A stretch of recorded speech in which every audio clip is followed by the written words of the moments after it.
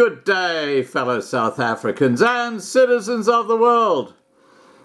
And I would really be interested to get an email from Philippe with his response to this story involving the Health Minister, Dr Zweli Mkhize, because I believe that Philippe knows the gentleman concerned here. And this is to do with why is there such a shortage of doctors and nurses. And of course it's got nothing to do with the brain drain, has it? Nah. Even though there are so many articles talking about the doctors and health professionals who are just skipping the country because of the NHI. I mean, it's just legend.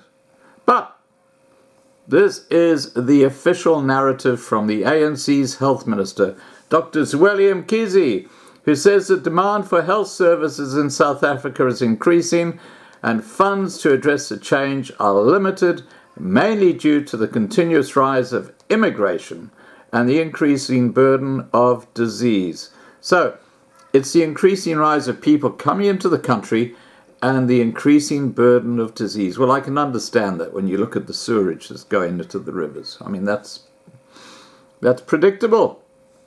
But Mkhize made the remarks in response to a parliamentary question from Freedom Front Plus MP Philippus van Staden, who asked him what the reasons were for the shortage of doctors and nurses in South African state hospitals.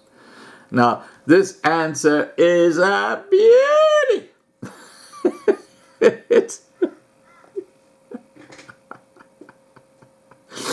Talk about porky pies.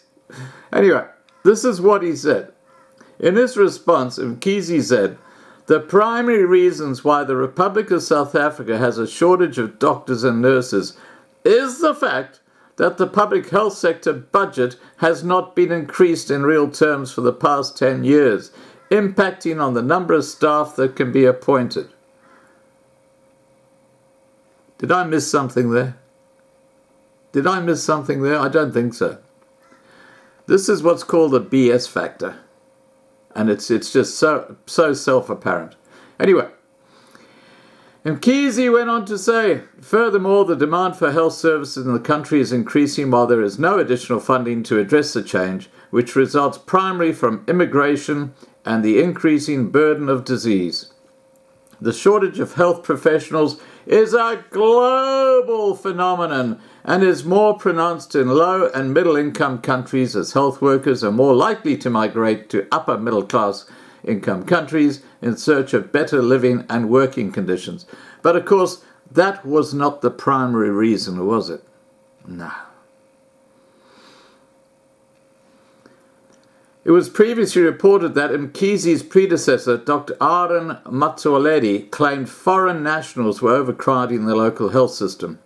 Speaking at the National Education, Health and Allied Workers Union Nurses Summit in November 2018, he was quoted as saying, the weight that foreign nationals are bringing to the country has got nothing to do with xenophobia. It is a reality. And he said, our hospitals are full. We can't control them. When a woman is pregnant and about to deliver a baby, you can't turn her away from the hospital and say you're a foreign national. You can't. And yet we have reports that they've been doing just that. That's recent reports. Motsoaledi continued, and when they deliver a premature baby, you have to keep them in hospital.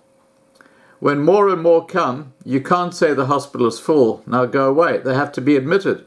We have got no option. And when they get admitted in large numbers, they cause overcrowding. Infection control starts failing. Despite this, the UCL Lancet Commission on Migration and Health says, contrary to popular belief, immigrants are not a huge burden on health care. In terms of immigrants being carriers of disease, the report is emphatic.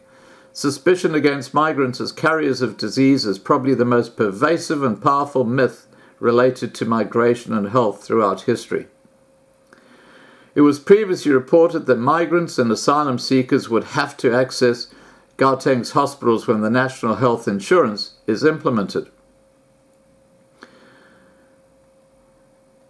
migrant access to healthcare will not be affected in any way. The Constitution guarantees anyone access to healthcare. The NHI fund guarantees that registered migrants, asylum seekers, etc., you will still have access. And that is Gauteng Health MEC Bandili Masuku speaking. Well, I have to tell you, I think the public health system in South Africa is in a state of collapse. I think it's in a worse condition than Eskom. They've got to keep on trying to just drag Eskom up every time it fails, and because if Eskom goes, the whole business sector in South Africa goes. But the health system is very much in the same area as Eskom right now, and they're letting it go. And you can see that from all the reports about what's happening in the hospital system. Lack of drugs.